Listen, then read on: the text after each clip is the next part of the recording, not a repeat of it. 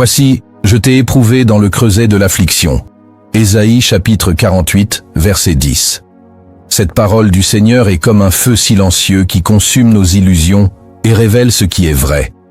Ce n'est pas dans le confort que Dieu bâtit ses soldats, ni dans la facilité qu'il prépare ses élus. Quand Dieu veut t'élever, il commence par te briser. Quand il veut t'utiliser, il commence par t'émonder. Et quand il veut te bénir, il t'envoie d'abord l'épreuve. Non pas pour t'écraser, mais pour t'établir.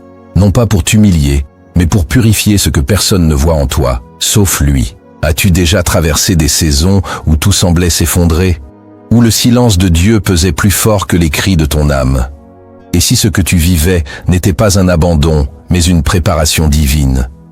Et si tes larmes étaient les perles qui précèdent une pluie de bénédictions? Dans cette vidéo, je vais te révéler 7 épreuves précises que Dieu permet dans ta vie. Non pas pour te détruire, mais pour te préparer à ce qu'il a de plus grand pour toi. Chaque étape est un signal prophétique, une œuvre sacrée qui, bien comprise, transformera ta marche avec Christ. Alors, si tu sens que cette parole s'adresse à toi, abonne-toi dès maintenant à cette chaîne Prière en Christ et n'oublie pas de liker cette vidéo pour soutenir ce message de foi. Partage en commentaire cette phrase « Seigneur, je veux tenir bon jusqu'à la bénédiction ».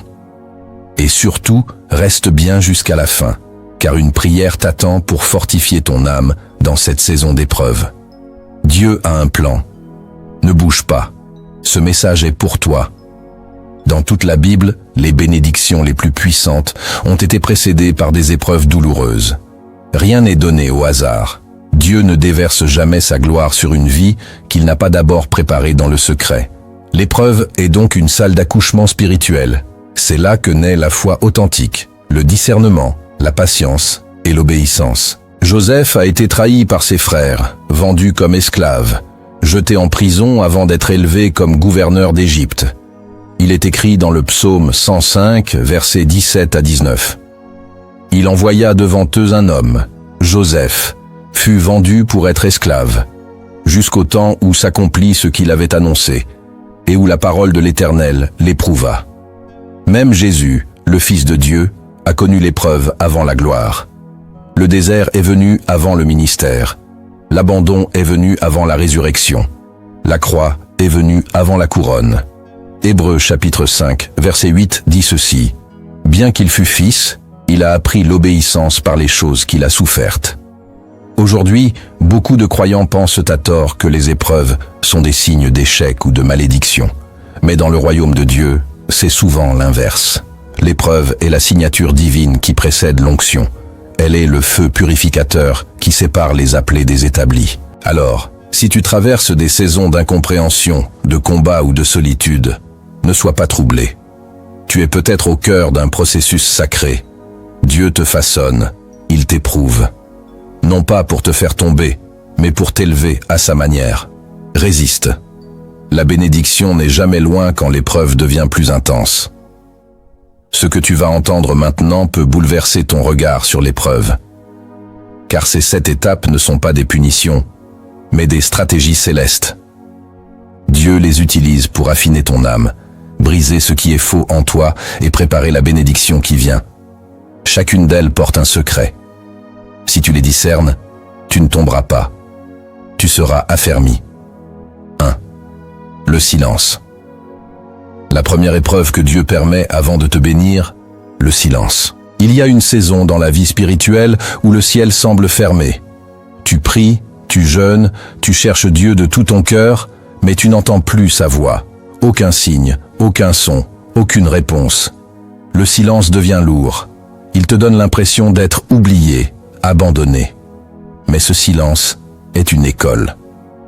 Ce n'est pas le signe que Dieu t'a rejeté, mais qu'il t'élève. Car c'est dans le silence que la foi se purifie. Tant que tu entends sa voix, tu avances avec confort. Mais quand il se tait, tu es forcé de marcher par la foi, pas par la sensation. Et c'est exactement ce que Dieu veut bâtir en toi.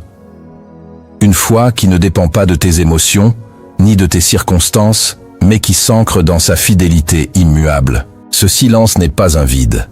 C'est un écran où Dieu dépose une révélation plus profonde. Il t'observe, Il teste ton cœur. Il te laisse chercher plus loin que les réponses rapides. Le silence te pousse à sonder ton âme, à purifier tes intentions, à grandir en maturité. Jésus lui-même a traversé cette vallée sur la croix. Dans une douleur extrême, il s'écrie « Mon Dieu, pourquoi m'as-tu abandonné ?» Matthieu 27, 46. Ce cri n'était pas une faiblesse, c'était l'expression d'un cœur humain affrontant le silence divin, tout en restant soumis à la volonté du Père. Si tu vis cela aujourd'hui, n'interprète pas mal ce silence. Ne laisse pas l'ennemi t'accuser. Continue à marcher, continue à prier, continue à espérer, car Dieu est là. Il t'écoute même s'il ne parle pas. Il t'aime même s'il ne se montre pas. Et quand le silence prendra fin, tu verras que tu n'es plus le même. Tu seras prêt à recevoir la bénédiction sans que ton cœur en soit corrompu. Ce silence est une fondation. Il ne te détruit pas, il te bâtit. 2. L'isolement divin. La deuxième épreuve que Dieu permet avant de te bénir, l'isolement divin. Il y a des moments où Dieu te sépare de tout sans explication, sans logique apparente. Les amitiés se brisent, les relations se refroidissent, les gens s'éloignent sans raison. Même ceux qui t'aimaient hier deviennent indifférents ou silencieux. Tu te retrouves seul, incompris, mis à l'écart, et tu te demandes « Qu'est-ce que j'ai fait ? Pourquoi cette solitude soudaine ?» Mais ce n'est pas un accident. Ce n'est pas un hasard. C'est un acte volontaire de Dieu. Il t'isole pour t'enseigner ce que tu ne pourrais jamais apprendre entouré. Car il y a des dimensions spirituelles qui ne se reçoivent que dans le secret, dans le silence, dans l'oubli des hommes. L'isolement est souvent la salle de naissance de la révélation. Souviens-toi de Moïse. Avant de devenir le libérateur d'Israël, il a passé 40 ans seul dans le désert, loin des regards, loin des applaudissements, loin du tumulte. Ce fut là que Dieu l'a façonné. Ce fut l'appel du buisson ardent. Pareillement, David a été laissé dans les champs, oublié par son propre père pendant que ses frères étaient appelés devant le prophète. C'est dans cette solitude qu'il a appris à adorer, à se battre, à entendre Dieu. Ce que tu vis n'est donc pas un abandon, c'est une formation. Dieu te retire du bruit pour que tu entendes sa voix. Il te coupe des hommes pour que tu t'attaches à lui. Il ferme les portes humaines pour que tu reconnaisses que ton secours ne vient que de lui. Mon secours vient de l'Éternel, qui a fait les cieux et la terre. Psaume 121:2. L'isolement divin n'est pas agréable. Il pique, il blesse l'ego, il dévoile nos dépendances secrètes.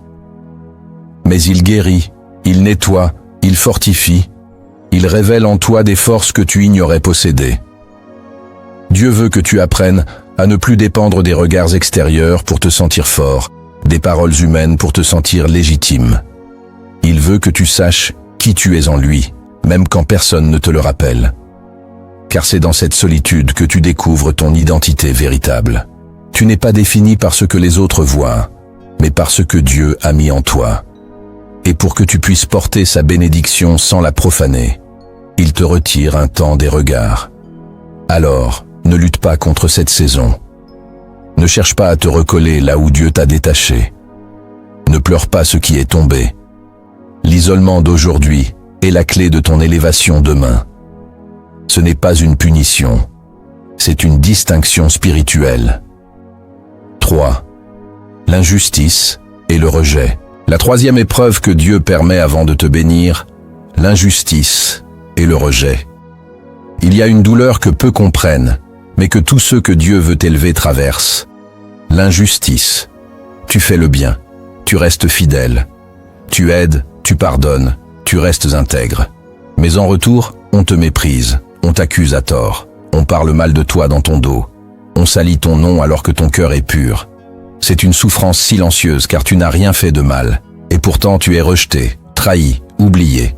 Ce que tu vis n'est pas une erreur, c'est une épreuve voulue par Dieu, pas pour te détruire, mais pour te purifier. Le rejet est un feu invisible qui consume ce qu'il y a de plus charnel en nous, le besoin d'être aimé, validé, compris. Dieu permet cette blessure pour tuer en toi la dépendance à l'approbation humaine. Il t'apprend à vivre non plus pour les hommes, mais pour lui seul. C'est douloureux, mais c'est nécessaire. Joseph a connu cette douleur. Haï par ses frères, vendu comme un objet, calomnié par une femme manipulatrice, jeté en prison et oublié de ceux qui l'avaient aidé. Mais Genèse chapitre 50, verset 20, nous révèle le secret. Vous aviez médité de me faire du mal. Dieu l'a changé en bien, pour accomplir ce qui arrive aujourd'hui. Ce que les hommes ont fait pour te détruire, Dieu s'en servira pour t'élever. Jésus lui-même a été rejeté par les siens. Il est venu chez les siens, et les siens ne l'ont point reçu. Jean 1, 11.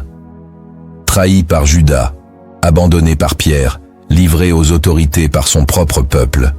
Et pourtant, c'est ce rejet qui a ouvert la porte du salut. Si le rejet t'atteint aujourd'hui, sache qu'il n'est pas un obstacle, il est une route que Dieu emprunte pour détacher ton cœur de ce monde et le fixer sur l'éternité.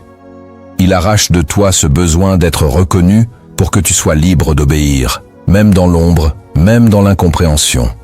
Tu dois comprendre que tous ne pourront pas accompagner l'appel que Dieu a mis sur ta vie. Certains doivent te rejeter pour que tu sois dirigé vers ta véritable destinée. D'autres doivent t'oublier pour que tu cesses de te reposer sur eux. Dieu utilise l'injustice pour t'entraîner à la justice du ciel, et il utilise le rejet pour t'ouvrir une porte que nul ne pourra refermer. J'ai mis devant toi une porte ouverte, que personne ne peut fermer. Apocalypse 3 à 8. Ne lutte pas, ne te justifie pas. Laisse Dieu parler en son temps. Il t'innocentera, il t'établira. Ce rejet n'est pas la fin. C'est le signe que tu es prêt à être mis à part pour sa gloire. 4. Le manque total. Manque. La quatrième épreuve que Dieu permet avant de te bénir. Le manque total. Il existe une épreuve que beaucoup redoutent, mais que Dieu utilise avec puissance pour façonner les cœurs. Le manque total. Tu avais des ressources et soudain tout s'arrête. Tu avais des portes ouvertes et tout se ferme. Les finances deviennent instables. Les opportunités s'évaporent. Les soutiens humains se retirent. Même les forces semblent s'amenuiser. Tu entres dans une saison de vide. Ce désert te fait peur. Il te confronte à ta faiblesse. Tu regardes autour de toi et tu n'as plus rien à quoi t'accrocher. C'est là, dans ce manque profond, que Dieu veut faire naître une foi radicale, indépendante de tout confort. Le manque n'est pas un oubli, ce n'est pas une punition, c'est un entraînement. Car Dieu sait que ceux qu'il veut élever doivent apprendre à dépendre uniquement de lui. Il ne veut pas que tu t'attaches à ce qu'il donne, mais à qui il est. Le peuple d'Israël en est l'exemple parfait. Avant d'entrer dans la terre promise, ils ont dû traverser 40 ans de désert. Pas de ville, pas de récolte, pas de sécurité humaine. Juste une manne céleste, une eau miraculeuse, une nuée divine. Deutéronome chapitre 8, verset 3 dit « Il t'a humilié, il t'a fait souffrir de la faim, et il t'a nourri de la manne, que tu ne connaissais pas, pour t'apprendre que l'homme ne vit pas de pain seulement, mais de tout ce qui sort de la bouche de l'Éternel. » Dans cette épreuve, Dieu veut que tu comprennes que ton salaire n'est pas ta source, que ta famille, tes amis, tes compétences ne sont pas ta sécurité. Il veut que tu apprennes à dire comme David dans le psaume 23 verset 1 « L'Éternel est mon berger, je ne manquerai de rien ». Mais ce verset n'est pas une phrase magique, il est le fruit d'un dépouillement. Pour pouvoir proclamer cette vérité, tu dois d'abord passer par le manque. Ce manque brise l'orgueil. Il dévoile tes peurs. Il met ta foi à nu. Tu n'as plus le choix. Tu dois croire ou abandonner. Tu dois t'accrocher à Dieu ou sombrer dans l'amertume. Et si tu choisis de rester fidèle, même quand ton compte est vide, même quand ton frigo est presque vide, même quand l'avenir est flou, alors Dieu agit. Il ouvre les cieux. Il envoie ce que tu ne peux pas produire par toi-même. Car c'est quand tu n'as plus rien que tu es prêt à tout recevoir. Le manque est une école. Elle est rude, mais ceux qui l'acceptent avec foi deviennent invincibles. Ce n'est pas le manque qui t'écrase, c'est la peur du manque. Brise cette peur, et tu verras que ton Dieu est un Père fidèle, même dans le désert. 5. l'attente interminable. La cinquième épreuve que Dieu permet avant de te bénir, l'attente interminable. Il y a une forme d'épreuve qui ne fait pas de bruit mais qui use lentement l'âme, l'attente interminable. Tu as reçu une promesse, tu crois en elle. Tu as prié, jeûné, obéi. Et pourtant, rien ne bouge. Les mois passent, les années parfois. Et tu restes là, dans une salle d'attente céleste où chaque jour semble rallonger le délai. Tu regardes autour de toi et tu vois les autres avancer. Tu entends des témoignages de percées, de mariages, de guérisons, de promotions. Et toi, tu restes dans le même lieu, dans le même silence, avec cette même question. Seigneur, jusqu'à quand? Cette attente n'est pas un oubli. Elle n'est pas une erreur divine. Elle est une forge. Dieu l'utilise pour tester ton cœur. Car la foi ne se mesure pas à l'enthousiasme du début, mais à la persévérance au milieu du vide. L'attente révèle si tu cherches Dieu pour ce qu'il donne ou pour ce qu'il est. Elle dépouille tes intentions, elle affine ta patience, elle te transforme. Abraham a attendu 25 ans pour voir naître Isaac. Joseph a attendu 13 ans entre la fosse et le trône.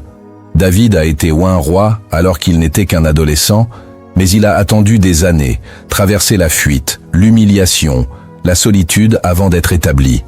Même Jésus, le Fils de Dieu, a attendu 30 ans avant de commencer son ministère. L'attente n'est donc pas un retard, c'est un processus.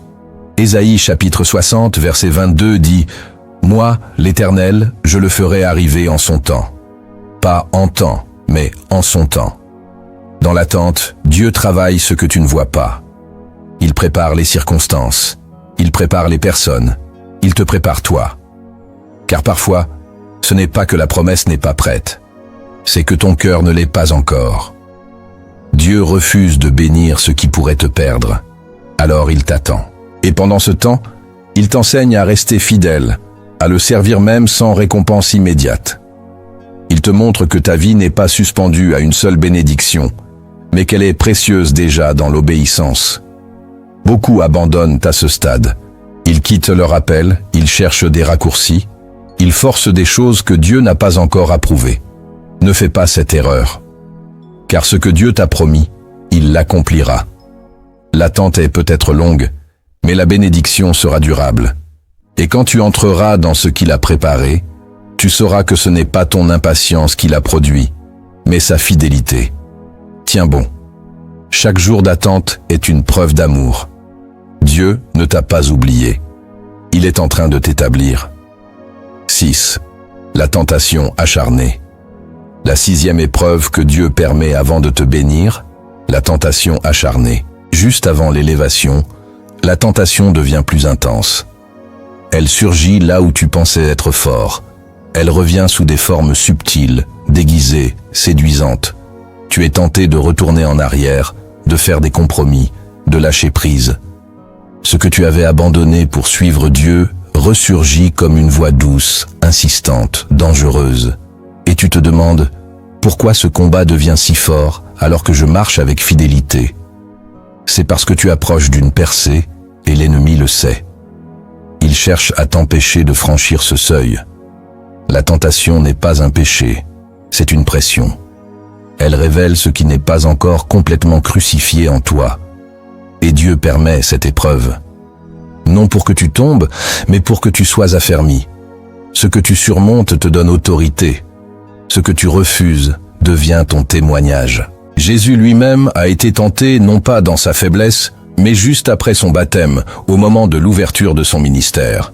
Matthieu chapitre 4 verset 1 dit « Alors Jésus fut emmené par l'Esprit dans le désert, pour être tenté par le diable. L'Esprit l'y conduit. Pourquoi? Parce que la victoire sur la tentation est le sceau de la maturité spirituelle. Quand tu es tenté, ce n'est pas le moment d'avoir honte, c'est le moment de résister. Chaque fois que tu dis non, tu te fortifies intérieurement, tu prends racine, tu deviens plus stable. Dieu utilise cette pression pour révéler la solidité de ta foi. Il veut t'amener à un niveau où tu n'agis plus par impulsion, mais par conviction. Où tu refuses non pas parce que c'est interdit, mais parce que c'est indigne de ce que Dieu t'a révélé. La tentation cherche à te distraire, mais Dieu s'en sert pour te concentrer. Elle te pousse à prier plus fort, à veiller plus profondément, à dépendre non de ta volonté mais de sa grâce. Ce que tu combats aujourd'hui est peut-être le même piège qui a détruit d'autres avant toi. Mais toi, tu peux briser ce cycle par ton obéissance, par ta persévérance, par ton refus de céder à l'instant pour préserver l'éternité. Chaque fois que tu choisis la sainteté dans le secret, tu bâtis une vie que Dieu peut honorer en public. Jacques, chapitre 1, verset 12, déclare « Heureux l'homme qui supporte patiemment la tentation, car, après avoir été éprouvé, il recevra la couronne de vie que le Seigneur a promise. » Si ce message résonne en toi, prends un instant pour t'abonner à cette chaîne. Like cette vidéo si tu veux que d'autres entendent cette parole. Et surtout reste jusqu'à la fin, car la dernière épreuve est la plus difficile, mais aussi la plus révélatrice. Tu ne peux pas l'ignorer. 7. La perte irréversible. La 7e épreuve que Dieu permet avant de te bénir. La perte irréversible. Il existe une épreuve que personne ne choisit, mais que Dieu permet pour ses appelés les plus profonds. La perte irréversible. Tu perds quelque chose ou quelqu'un que tu ne récupéreras jamais comme avant. Un être cher, un lien important, une opportunité unique, une saison bénie, et tu ne peux rien faire pour la retrouver. Cette perte te brise, elle bouleverse tes repères, écrase ton espérance humaine et laisse en toi un vide que rien ne semble pouvoir combler. C'est l'épreuve du deuil. Le deuil d'un rêve, d'une relation, d'une promesse mal comprise. Cette douleur est sacrée. Elle ne peut être comparée à aucune autre. C'est dans ce creux profond que Dieu dépose ce que le monde ne comprend pas. Une onction marquée par les larmes. Une puissance née dans la faiblesse. Une sagesse qui ne s'enseigne pas. Car Dieu sait que certaines choses ne peuvent être forgées qu'à travers la souffrance irréversible. C'est dans le brisement que naît la compassion. C'est dans la perte que naît la vraie intimité avec Dieu. Le psaume 34, verset 19 déclare « L'Éternel est près de ceux qui ont le cœur brisé, et il sauve ceux qui ont l'esprit abattu. » Job a tout perdu.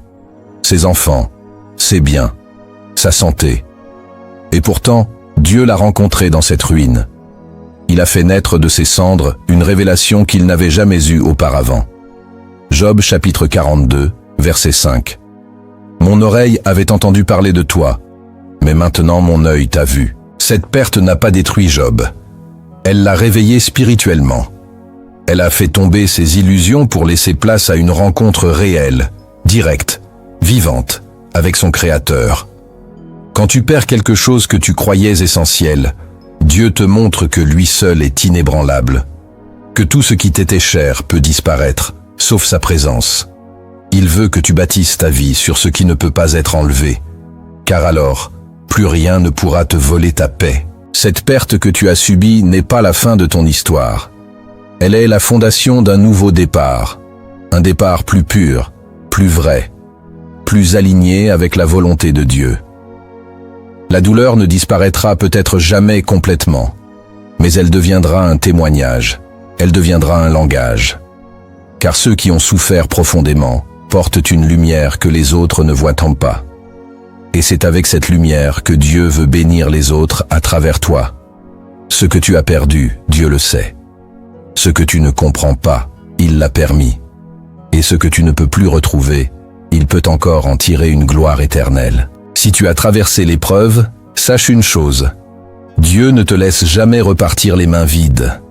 Car au cœur de la souffrance, il dépose des vérités invisibles aux yeux des hommes, mais précieuses dans l'esprit. Des perles que l'on ne découvre que dans le feu. Et toi, laquelle de ces vérités le Seigneur t'a-t-il déjà révélée? Écris-le en commentaire. Seigneur, je reconnais ta sagesse dans mes douleurs. Première vérité.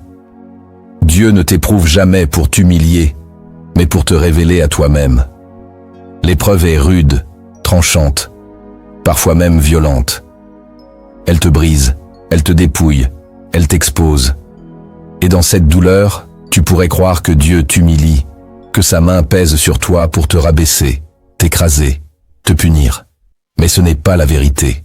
Ce que Dieu fait, c'est t'arracher à l'illusion que tu avais de toi-même.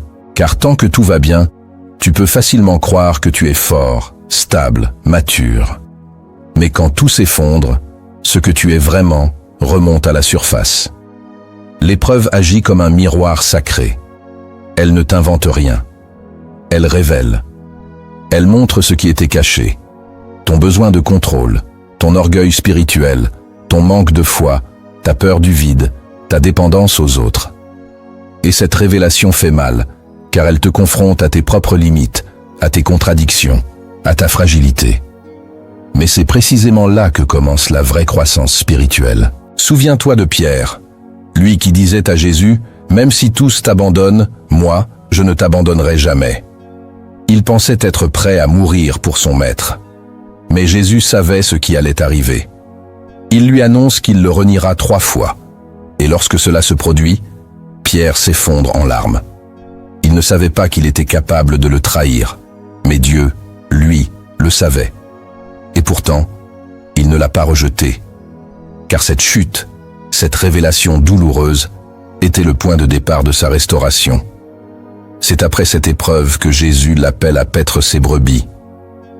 C'est après ce brisement que Pierre devient un pilier de l'Église. Dieu ne te montre pas ta faiblesse pour te condamner, mais pour que tu ne sois plus esclave de l'illusion. Il veut que tu saches ce que tu vaux sans lui, pour que tu t'appuies sur sa force, pas sur la tienne. L'épreuve devient alors une grâce amère, mais précieuse. Car une fois que tu as vu ce que tu es sans Dieu, tu ne te glorifies plus jamais dans tes capacités. Tu deviens humble. Et Dieu peut élever ceux qui sont humbles. Jacques chapitre 4 verset 10 dit « Humiliez-vous devant le Seigneur, et il vous élèvera. » Si aujourd'hui Dieu te révèle tes limites, ne te cache pas, ne fuis pas, ne résiste pas. Reçois cette lumière, car ce n'est qu'en acceptant qui tu es que tu pourras devenir ce que Dieu veut que tu sois.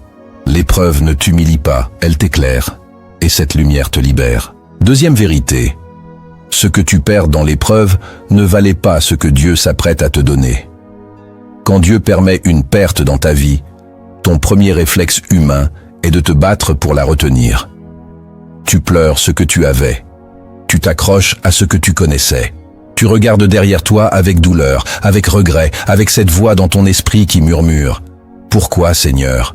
Pourquoi m'avoir enlevé cela ?» Mais ce que tu ne vois pas encore, c'est que ce que tu perds dans l'épreuve n'est jamais comparable à ce que Dieu s'apprête à te donner après. Dieu ne détruit jamais pour le plaisir. Il ne t'enlève jamais quelque chose sans qu'il y ait derrière un projet de croissance, de transformation ou d'élévation. Si tu as perdu quelque chose dans l'épreuve, c'est qu'il y avait un fardeau caché sous ce qui te semblait être une bénédiction. Il y a des relations qui t'éloignaient de ta destinée. Il y a des positions qui nourrissaient ton orgueil. Il y a des conforts qui endormaient ta vigilance spirituelle. Et Dieu, dans sa sagesse parfaite, a vu plus loin que ton cœur. Il t'a retiré cela non pour te punir, mais pour te préserver. Il t'a libéré de ce que tu aurais gardé à tes dépens. Ce n'est pas une perte, c'est une délivrance que tu ne comprends qu'après coup. Le livre d'Exode raconte comment le peuple d'Israël a quitté l'Égypte, libéré de l'esclavage.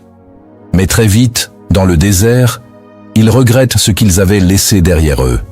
Ils murmurent « En Égypte, au moins nous avions des oignons, des concombres, de la viande. » Ils ne comprenaient pas encore que ce qu'ils avaient perdu était une prison et que ce désert était la route vers leur héritage. Toi aussi, tu peux être tenté de pleurer des choses que Dieu a ôtées. Mais si tu pouvais voir ce qu'il veut bâtir à la place, tu louerais déjà.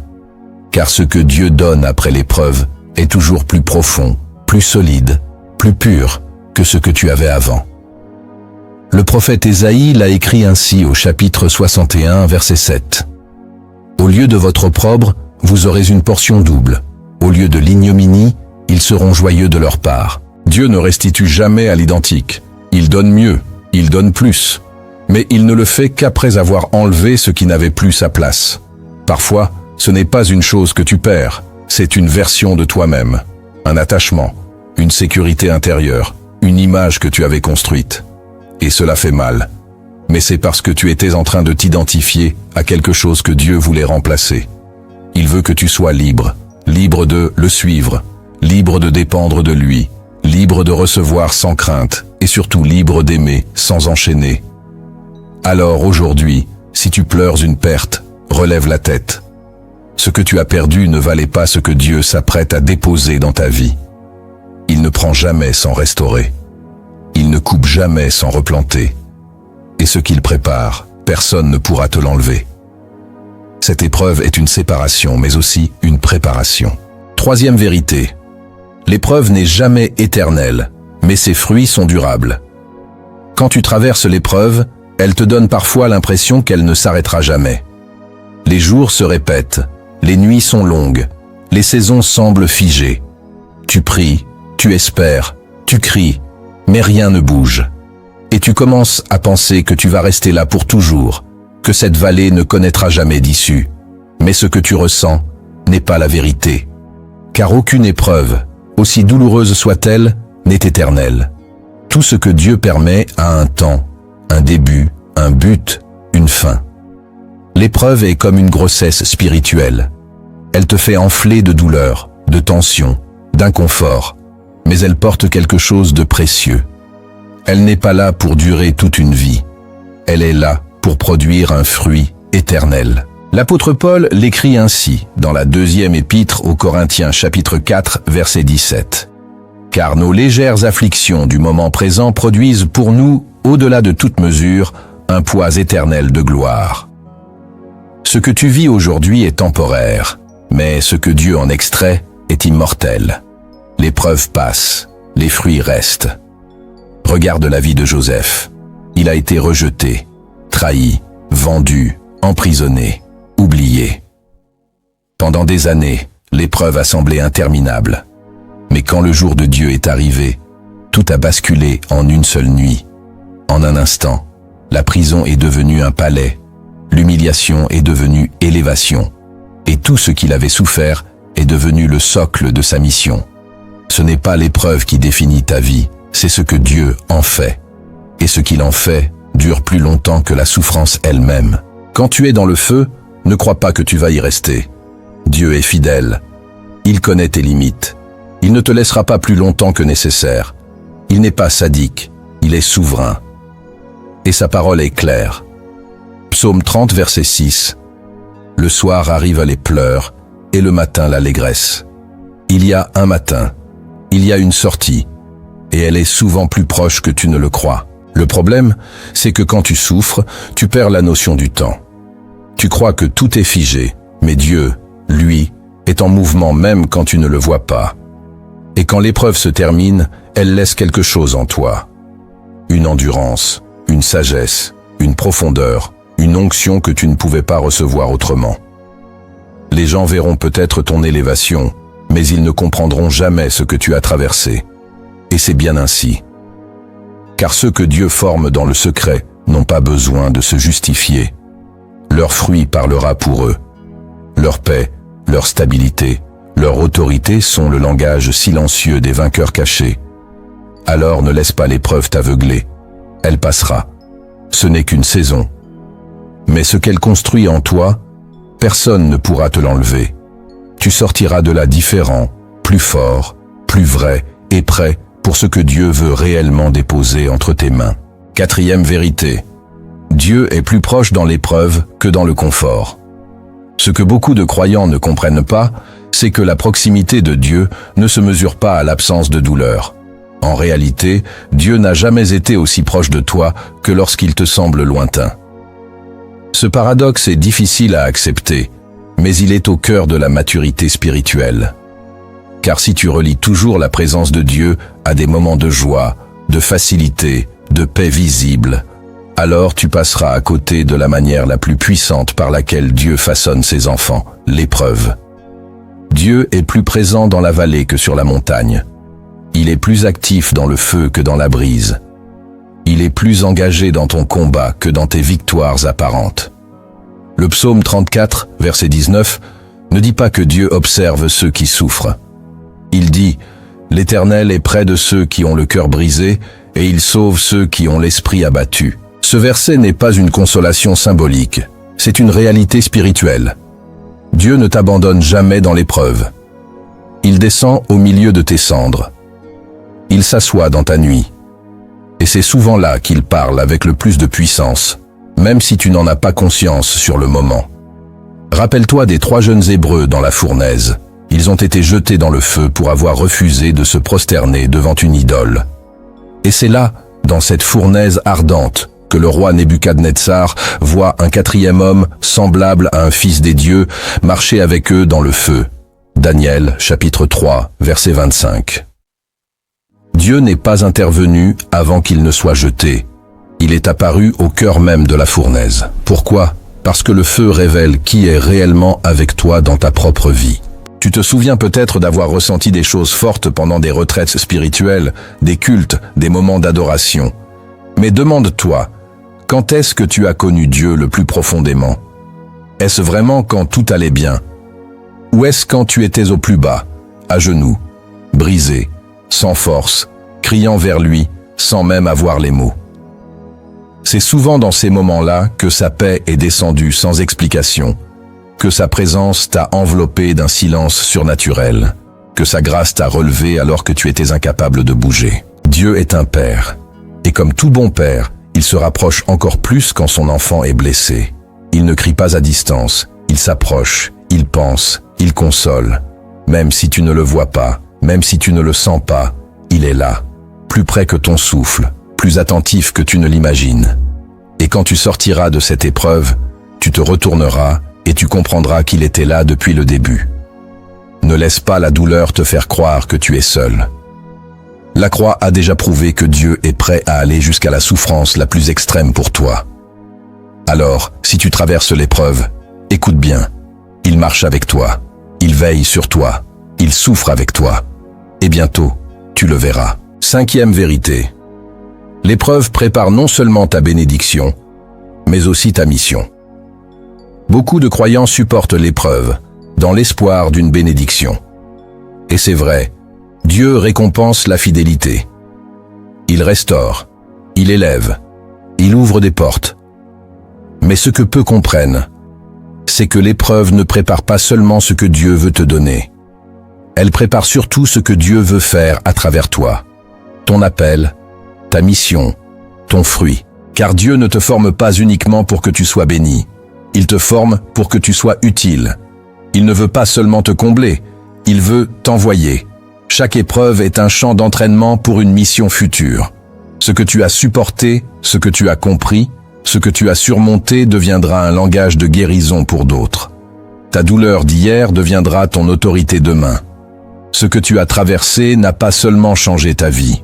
Ça a qualifié ton cœur pour porter une onction spécifique, celle qui guérit non par des discours, mais par la vérité vécue. Regarde Moïse. Il a fui l'Égypte à cause d'un meurtre. Il a passé 40 ans dans le désert, dans l'oubli. Mais cette saison d'humiliation et de solitude a été exactement ce qu'il lui fallait pour comprendre le désert, pour entendre Dieu dans le feu, pour apprendre à conduire un peuple rebelle avec patience. Ce qu'il a vécu dans l'ombre l'a rendu apte à mener à bien la mission la plus difficile de l'Ancien Testament. L'épreuve transforme tes blessures en instruments spirituels. Elle arrache de toi l'orgueil, l'impatience, la légèreté. Elle fait de toi un canal purifié. Et Dieu n'utilise que ce qui est brisé. Non pas brisé au sens détruit, mais brisé au sens libéré de lui-même. L'épreuve fait en toi ce que la théorie ne peut jamais produire. Une compassion vraie, une autorité légitime, une compréhension du cœur de Dieu que seuls les souffrants reçoivent. Quand tu parles après l'épreuve, tes paroles portent un poids. Tu ne récites pas, tu témoignes. Tu ne répètes pas ce que tu as lu, tu communiques ce que tu as traversé avec Dieu. Et cela, le monde l'entend, l'Église l'écoute, les cœurs y répondent. Car les gens ne sont pas transformés par des discours brillants, mais par des vies réelles, marquées par le feu, et pourtant encore debout. Peut-être que tu pensais que ton épreuve allait t'éloigner de ton appel, mais en réalité, elle est le chemin vers ton appel. Elle te prépare, elle t'équipe, elle t'oriente. Ce que tu vis maintenant n'est pas un détour, c'est une initiation céleste. Et plus tu acceptes cette formation, plus Dieu t'ouvrira des territoires spirituels où ta voix, ton témoignage, ton vécu auront un impact durable. Alors, ne méprise pas l'épreuve. Ne cours pas seulement après la bénédiction. Comprends que Dieu fait de toi un instrument. Et chaque instrument doit être forgé, façonné, affiné. La bénédiction est pour toi, mais la mission est pour les autres. Et Dieu veut t'utiliser. Pas après l'épreuve, à cause de l'épreuve. Tu es prêt, non parce que tu es parfait, mais parce que tu as résisté. Et cela suffit. Tu as reçu les révélations, tu as discerné les épreuves. Maintenant, il est temps de marcher. Car la parole sans l'action est une graine sans terre. Ce que tu sais ne te transformera que lorsque tu commenceras à l'appliquer un pas à la fois, avec foi, obéissance et courage. Voici maintenant 7 actes prophétiques qui peuvent changer ta vie si tu les mets en pratique. 1. Accepte pleinement la saison que Dieu a permise. Le premier pas vers la transformation, c'est l'acceptation. Pas une résignation amère, ni un fatalisme religieux, mais une vraie reconnaissance intérieure. Seigneur, si tu as permis cela, alors je le reçois comme une étape et non comme une fin. Tant que tu luttes contre la saison, tu gaspilles ton énergie spirituelle. Tu te débats contre un processus divin. Tu retardes ton propre avancement. L'acceptation n'est pas une défaite, c'est un alignement. Tu te places sous la main de Dieu et tu déclares « Fais ce que tu veux, même si je ne comprends pas ». Regarde Jésus à Gethsémane. Il savait que la croix arrivait. Il a prié, il a pleuré, il a demandé que la coupe s'éloigne. Mais il a fini par dire « Toutefois, non pas ce que je veux, mais ce que tu veux ». Marc chapitre 14, verset 36. Ce moment d'acceptation a libéré la puissance du salut. Tant que tu refuses ce que Dieu permet, tu restes dans la confusion, dans la révolte, dans l'orgueil intérieur qui dit « Moi, je mérite mieux que ça ». Mais quand tu acceptes, même sans comprendre, quelque chose se brise, ta résistance. Et dans ce brisement, Dieu commence à guérir. L'acceptation ne signifie pas que tu vas aimer la douleur. Elle signifie que tu reconnais la souveraineté de Dieu. Que tu crois que même dans ce désert, il est encore aux commandes, que rien ne lui échappe et que si cette saison existe, elle a une utilité. Elle prépare quelque chose que tu ne vois pas encore. Accepte, respire, arrête de te battre contre ce que tu ne peux pas changer et demande à Dieu « Que veux-tu que je voie ici ? Que veux-tu que je comprenne ? Qui veux-tu que je devienne ?» C'est là que la paix descend. Non pas parce que la situation change, mais parce que toi, tu changes. 2. Arrête de chercher des explications. Cherche la présence de Dieu. Dans l'épreuve, ton esprit réclame des explications. Tu veux comprendre, tu veux savoir pourquoi. Tu veux que Dieu t'explique ses choix, ses silences, ses délais. Tu le supplies de te révéler ce que tu ne comprends pas, croyant que cette compréhension te donnera la paix. Mais la vérité, c'est que la paix ne vient pas de la compréhension, elle vient de la présence. Et tant que tu cherches à expliquer l'inexplicable, tu bloques ton cœur dans un labyrinthe spirituel. Dieu n'est pas obligé de t'expliquer tout ce qu'il fait. Et toi, tu n'as pas besoin de tout comprendre pour rester en paix. Job, au sommet de sa douleur, a posé des dizaines de questions à Dieu. Il voulait des raisons. Il voulait que Dieu justifie ce qu'il traversait. Mais quand enfin Dieu lui répond, il ne donne aucune explication. Il ne dit pas pourquoi Job a souffert. Il ne lui révèle pas le plan céleste ni le dialogue avec Satan. Il lui répond par sa grandeur, par des questions puissantes. « Où étais-tu quand je fondais la terre ?» Job chapitre 38, verset 4. Et dans cette réponse, Job trouve la paix. Non pas parce qu'il a eu des explications, mais parce qu'il a eu Dieu. Ce que tu dois chercher dans l'épreuve, ce n'est pas la logique, c'est la présence. Quand tu sens Dieu près de toi, même sans comprendre, tu tiens, tu respires, tu continues. Mais quand tu le remplaces par des raisonnements humains, tu t'épuises, tu tournes en rond, tu analyses ce qui doit être simplement remis entre ses mains. Arrête de questionner Dieu comme un juge. Entre dans sa présence comme un enfant. Dis-lui simplement « Je ne comprends pas, mais je te fais confiance ». La paix ne vient pas des réponses, elle vient de la proximité. Et cette paix peut t'accompagner même dans la nuit la plus noire. Alors, ferme les portes de l'analyse. Ouvre celles de l'adoration et laisse Dieu t'embrasser, même dans ton incompréhension. 3. Sanctifie ton langage pendant l'épreuve. Ce que tu dis pendant l'épreuve façonne ce que tu deviendras après l'épreuve. Beaucoup ne réalisent pas à quel point les paroles prononcées dans la douleur ont un pouvoir spirituel. Tu peux construire ou détruire ta propre foi par la manière dont tu parles.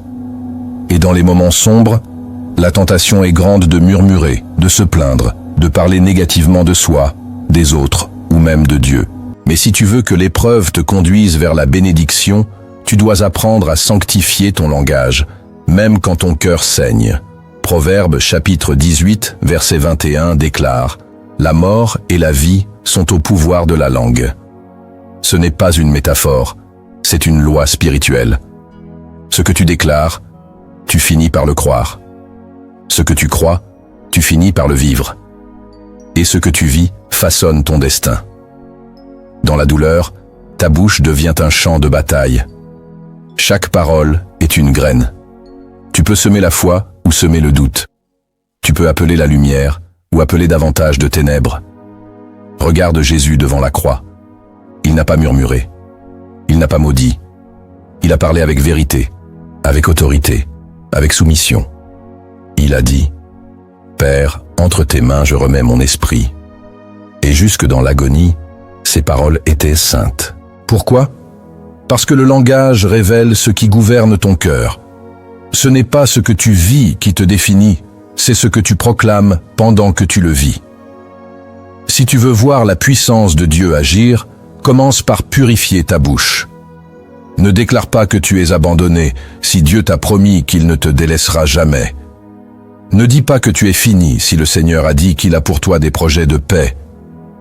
Même dans les larmes, parle avec foi. Même dans l'ombre, proclame la lumière. Et tu verras que la puissance de la parole sanctifiée ouvre des chemins que la force humaine ne pourra jamais tracer. 4. Sème dans la souffrance ce que tu voudrais récolter dans l'abondance. L'épreuve a une particularité spirituelle puissante. Elle rend ton sol intérieur fertile. Ce que tu sèmes pendant la douleur porte souvent des fruits bien plus profonds que ce que tu sèmes dans la facilité. Et pourtant, c'est précisément dans les moments où tu as le moins de force que Dieu t'invite à semer. Pas financièrement seulement, mais spirituellement, émotionnellement, relationnellement. Dieu veut que tu poses des actes de foi, même quand tout en toi crie le contraire.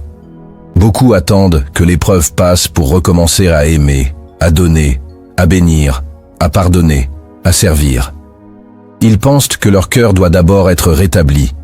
Mais en réalité, la puissance du royaume s'active quand tu sèmes alors même que tu souffres. Car ce que tu sèmes dans la douleur devient une semence précieuse devant Dieu. Psaume 126, verset 5. Ceux qui sèment avec larmes moissonneront avec chant d'allégresse. Si tu veux récolter la paix, sème le pardon. Si tu veux récolter la joie, sème la louange. Si tu veux récolter la faveur, sème la fidélité. Ce que tu offres au ciel quand tout va bien est important. Mais ce que tu offres quand tu es brisé a une valeur prophétique. C'est le sacrifice de ton intimité. C'est l'offrande de ton obéissance nue. Dieu ne l'oublie jamais. Regarde la veuve de Sarepta. Elle avait juste une poignée de farine et un peu d'huile. Elle allait mourir. Et pourtant, elle a semé en obéissant à la parole du prophète. Et c'est dans cet acte de foi, au cœur du manque, que Dieu a déclenché sa provision. 1 Roi chapitre 17, verset 15. Elle alla, et elle fit selon la parole d'Élie. Et pendant longtemps elle eut de quoi manger, elle et sa famille. Toi aussi, dans ton désert, pose un acte. Appelle quelqu'un, pardonne, donne, prie pour un autre. Encourage un frère, bénis une sœur. Ta souffrance n'est pas un empêchement à la semence. Elle est un sol spirituel. Ce que tu y déposes reviendra à toi. Transformé, multiplié, sanctifié. 5. Entoure-toi de voix qui te connectent à Dieu et coupe les influences qui t'en éloignent. L'une des clés les plus négligées pendant l'épreuve, c'est l'environnement spirituel. Ce que tu entends façonne ce que tu crois. Et ce que tu crois détermine si tu vas rester ou sortir de cette saison. L'ennemi sait que s'il ne peut pas t'atteindre directement, il peut t'affaiblir par les voix que tu laisses parler à ton cœur. Voilà pourquoi Dieu t'invite, dans cette saison, à faire un tri radical. Tu dois fermer certaines portes, couper certaines connexions, te désabonner spirituellement de ce qui ne t'élève pas. Certaines voix nourrissent la peur, d'autres renforcent le doute. D'autres encore t'amènent à te comparer, à t'apitoyer, à t'égarer. Tu dois veiller sur ce qui entre dans ton âme. Jésus a dit dans Luc chapitre 8, verset 18, « Prenez donc garde à la manière dont vous écoutez. Ce n'est pas seulement ce que tu écoutes, c'est comment tu l'écoutes, qui tu écoutes et à quel moment tu l'écoutes. Entoure-toi de ceux qui prient, de ceux qui croient, de ceux qui parlent vie et non mort. Même si c'est une seule personne, même si c'est une simple vidéo, même si c'est un verset par jour, ce que tu consommes spirituellement pendant l'épreuve devient la nourriture de ton espérance. Ne laisse pas n'importe qui y toucher. Regarde l'exemple de Jésus dans Marc chapitre 5. Il entre dans la maison de Jaïrus où l'on pleure la fille morte. La foule rit quand il dit qu'elle dort. Et que fait-il? Il fait sortir tout le monde. Il garde seulement Pierre, Jacques, Jean et les parents de l'enfant. Pourquoi? Parce qu'avant de ressusciter une promesse, il purifie l'atmosphère. Il élimine les voix du doute pour libérer la puissance de la foi. Toi aussi, si tu veux voir la vie revenir dans ce que tu portes, tu dois d'abord protéger l'environnement de ton âme. Éloigne-toi des bavardages vides, des raisonnements charnels, des influences tièdes. Cherche la voix de Dieu. Nourris-toi de sa parole.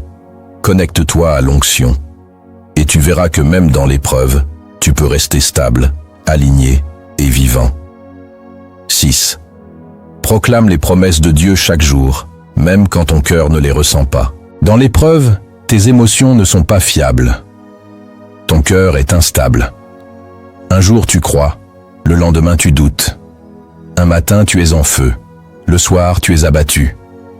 C'est pourquoi Dieu ne t'a pas demandé de marcher selon ce que tu ressens, mais selon ce qu'il a dit. Et ce qu'il a dit est immuable. Ses promesses sont au-dessus de tes humeurs, au-dessus de tes circonstances. Et si tu veux rester debout dans l'épreuve, tu dois apprendre à proclamer sa parole, même quand ton cœur est sec. Il ne s'agit pas de répéter des phrases comme des slogans vides. Il s'agit de déclarer avec foi ce que Dieu a établi dans le ciel, afin que cela finisse par se manifester sur la terre. Proverbe chapitre 18, verset 21, dit « La mort et la vie sont au pouvoir de la langue ». Ce verset n'est pas théorique, il est spirituellement réel. Ta bouche est une porte, et ce que tu laisses sortir façonne ton monde. Quand Jésus a été tenté dans le désert, il n'a pas discuté avec le diable. Il n'a pas exprimé ses émotions. Il a répondu par des versets. À chaque attaque, il a déclaré « Il est écrit ». Matthieu chapitre 4. Il nous montre la voie. Ce ne sont pas tes pensées qui repoussent les ténèbres, c'est la parole proclamée avec foi. Même dans le silence, même dans la fatigue, même dans les larmes. Si tu ne ressens rien, déclare quand même « Je suis plus que vainqueur par celui qui m'a aimé ». Si tout semble perdu, déclare « Aucune arme forgée contre moi ne prospérera ». Si tu ne vois rien venir, proclame « Celui qui a commencé en moi cette œuvre la rendra parfaite ». Ce ne sont pas de simples mots. Ce sont des épées spirituelles. Et chaque fois que tu les prononces, tu refuses de céder aux mensonges. Ne laisse pas ton silence intérieur devenir un terrain pour le doute. Ouvre ta bouche, proclame la vérité et laisse la foi précéder ton miracle. 7. Prépare-toi dès maintenant comme si la bénédiction allait arriver demain. L'un des plus grands pièges pendant l'épreuve, c'est l'attente passive. Tu te dis, quand Dieu m'ouvrira la porte, alors je bougerai. Mais dans le royaume de Dieu, la foi ne regarde pas. Elle agit, elle anticipe, elle construit, elle prépare.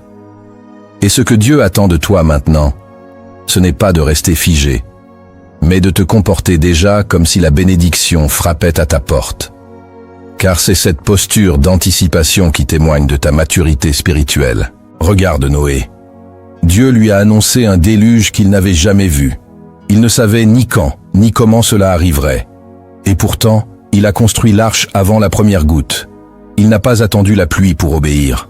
Il s'est préparé dans le silence, et cette préparation a sauvé sa maison. Hébreux chapitre 11, verset 7. C'est par la foi que Noé, divinement averti des choses qu'on ne voyait pas encore, et saisi d'une crainte respectueuse, construisit une arche pour sauver sa famille. Toi aussi, Dieu te demande de préparer ton cœur, ta maison, ton esprit, comme si la promesse était déjà en route. Tu attends un enfant? Prépare sa chambre. Tu attends une mission? Commence à étudier la parole. Tu attends une relation? Laisse Dieu sanctifier ton caractère. Tu attends une percée financière? Apprends à gérer avec sagesse ce que tu as déjà. La foi ne se manifeste pas seulement dans les prières, elle se démontre dans les actions concrètes. Cette préparation n'est pas une stratégie humaine, c'est une déclaration prophétique. Elle dit au ciel, « Je te crois ». Elle dit à l'enfer, « Je ne céderai pas ». Et elle dit à ton âme, « Reste prête, car le Seigneur est fidèle ». Dieu ne donne pas à ceux qui attendent passivement. Il confie à ceux qui ont été trouvés fidèles avant que l'opportunité ne surgisse. Matthieu chapitre 25, verset 10. Celles qui étaient prêtes entrèrent avec lui dans la salle des noces et la porte fut fermée. Prépare-toi, même dans l'ombre, même sans signe visible, même sans encouragement. Car ce que Dieu prépare pour toi est réel, et il te demande aujourd'hui, seras-tu prêt quand j'arriverai? Si cette parole a touché ton cœur, ne la garde pas pour toi. Quelqu'un, quelque part, traverse peut-être en silence l'une de ces épreuves sans comprendre que Dieu est en train de le façonner. Partage cette vidéo autour de toi, dans ta famille, à un frère, une sœur, une âme qui lutte. Ce que tu sèmes aujourd'hui peut devenir la clé de restauration de quelqu'un d'autre. Ne sous-estime jamais la puissance d'un partage. Dieu peut sauver, guérir, relever à travers une simple vidéo. Et pour conclure cette marche, écoute bien cette histoire inspirée. Elle ne vient pas de la terre, mais d'un lieu où le ciel parle en silence. Elle porte un mystère, celui que seuls les cœurs brisés comprennent.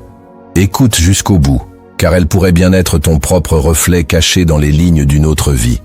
L'histoire d'Anaé. Il était une fois une femme nommée Anaé.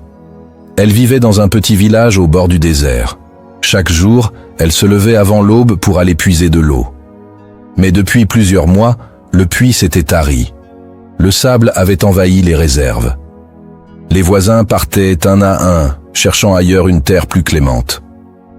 Mais Anaé restait, non pas par résignation, mais par conviction. Car elle portait une promesse. Un jour une source jaillira ici, et tu la verras de tes yeux. Alors, chaque matin, Anaé prenait sa jarre, marchait jusqu'au vieux puits et creusait. Seule, sans bruit. Elle creusait la terre sèche, déplaçait les pierres, balayait le sable. Les gens la regardèrent de loin, certains avec pitié, d'autres avec mépris. « Elle devient folle », murmurait-il. Mais elle ne répondait pas. Elle creusait, même quand ses mains saignaient, même quand le vent brûlait son visage, même quand la nuit la surprenait sans une goutte d'eau. Elle creusait. Un jour, un étranger passa par le village. Il s'arrêta, curieux, devant cette femme à genoux au fond d'un trou. Il l'interrogea. « Pourquoi fais-tu cela? Il n'y a rien ici. » Elle leva les yeux, le regard rempli de poussière et de feu. Et elle répondit simplement « Parce que Dieu l'a dit. » L'homme sourit, secoua la tête et partit. Mais Anaé continua. Puis un matin, alors que le ciel semblait plus lourd que d'habitude, sa pelle heurta quelque chose de différent.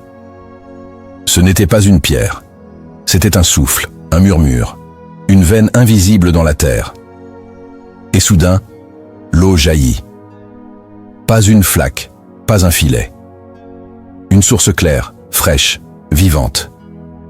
Elle remonta avec force, lavant ses bras, inondant le puits, débordant dans les rues désertées. Et ce jour-là, le village revint.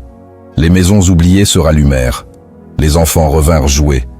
Les vieillards recommencèrent à chanter. Tout le monde venait boire. Mais personne ne savait le prix. Personne ne savait les larmes, les douleurs, les silences, les blessures. Tous buvaient l'eau, mais elle, Elle avait bu la promesse bien avant qu'elle ne coule. Car Anaë n'avait pas creusé avec ses mains, elle avait creusé avec sa foi. Et le ciel, ce jour-là, se pencha vers elle, non pour la récompenser, mais pour lui dire doucement « Tu as tenu, tu n'as pas fui, tu m'as cru même dans le vide. Voici maintenant ce que je t'avais promis. Si tu es arrivé jusqu'ici, ce n'est pas par curiosité. C'est parce que ton cœur avait besoin d'une réponse, d'une lumière, d'un souffle. Et ce que tu viens de recevoir n'est pas un simple enseignement, c'est une direction spirituelle. Tu n'es pas en train de subir l'épreuve, tu es en train d'être façonné par elle. Ce que tu traverses, Dieu l'a vu avant toi. Ce que tu ne comprends pas encore, Dieu l'utilisera. Et ce que tu as supporté en silence, il s'en servira pour t'établir. Tu as maintenant entre tes mains 7 épreuves, 5 vérités révélées, 7 actes. Mais ce n'est pas terminé. Car Dieu ne veut pas seulement que tu entendes. Il veut que tu marches, que tu prennes ses paroles et que tu les transformes en prière, en décision, en action. Ne laisse pas ce message devenir une inspiration passagère. Laisse-le devenir un tournant. Si ce message a réveillé quelque chose en toi, alors ne pars pas sans agir. Abonne-toi à cette chaîne Prière en Christ pour continuer à grandir dans ta foi. Like cette vidéo si tu veux soutenir cette parole et aider d'autres à la découvrir. Et surtout, partage-la. Envoie-la à un frère, une sœur, une âme blessée. Il y a quelqu'un, quelque part, qui a besoin de l'entendre. Enfin, écris en commentaire cette phrase de foi. Je traverserai l'épreuve et j'en sortirai plus fort. Et maintenant, prends un instant. Arrête tout. Respire. Éteins le bruit autour de toi. Car ce qui suit, ce n'est pas une fin. C'est une rencontre. Que cette prière devienne la tienne là où tu es. Que Dieu te parle même dans le silence. Prière. Seigneur éternel, Dieu vivant, toi qui vois tout ce que l'homme traverse dans le secret, je t'élève cette prière pour celui ou celle qui écoute ces paroles, avec un cœur brisé, fatigué ou en silence. Tu connais les épreuves, les pleurs la nuit, les soupirs étouffés, les combats intérieurs qui ne se disent pas. Tu connais les saisons de vide, les silences, les trahisons, les injustices, les pertes qui ont laissé des cicatrices invisibles. Père, je te prie maintenant de faire descendre ta présence comme une pluie douce sur l'âme de ton enfant. Là où il n'y a plus de force, donne le repos. Là où il n'y a plus de vision, donne la lumière. Là où l'on ne sait plus comment prier, envoie ton esprit intercéder dans les gémissements que nous ne pouvons exprimer. Seigneur, ne laisse pas cette personne repartir avec seulement un message. Donne-lui une visitation. Marque-la, touche-la. Réveille en elle ce que l'épreuve a endormi. Tu es le Dieu qui change les déserts en sources d'eau. Tu es le Dieu qui ne ment pas. Celui qui commence une œuvre en nous est fidèle pour l'achever. Seigneur, je te supplie de ranimer la foi dans le cœur qui s'éteint, de ressusciter la confiance, de souffler sur la braise là où le feu semblait mort. Que ton amour enveloppe maintenant chaque faiblesse, que ton pardon libère chaque poids, et que ta paix coule non comme une émotion, mais comme un fleuve qui traverse l'épreuve. Je te prie aussi, Père, d'activer la parole prophétique qui a été entendue. Que ces 7 vérités deviennent un fondement, que ces 7 actes deviennent des habitudes, que cette personne ne reste pas spectatrice, mais qu'elle devienne actrice de sa transformation. Ouvre les yeux spirituels, ouvre les oreilles du cœur, brise les chaînes invisibles, et prépare-la, Seigneur, non seulement à recevoir ta bénédiction, mais à porter ta mission. Et pour tous ceux qui sont dans la dernière étape, celle du brisement total, je te demande, Seigneur, relève-les. Ne les laisse pas sombrer dans le désespoir. Parle à leur esprit. Ce n'est pas la fin. Je suis encore avec toi. Tiens bon. S'ils n'ont plus de force pour prier, qu'ils écoutent simplement cette prière et qu'elle devienne la leur. Merci pour ta fidélité. Merci pour ton feu. Merci pour ton silence qui parle plus fort que nos cris. Merci pour ton plan qui dépasse nos attentes. Et merci, Seigneur, de nous avoir trouvés dignes d'être éprouvés. Au nom de Jésus-Christ, ton Fils bien-aimé, je scelle cette prière dans les cieux et je crois que rien ni personne ne pourra voler ce que tu as commencé à faire. Amen.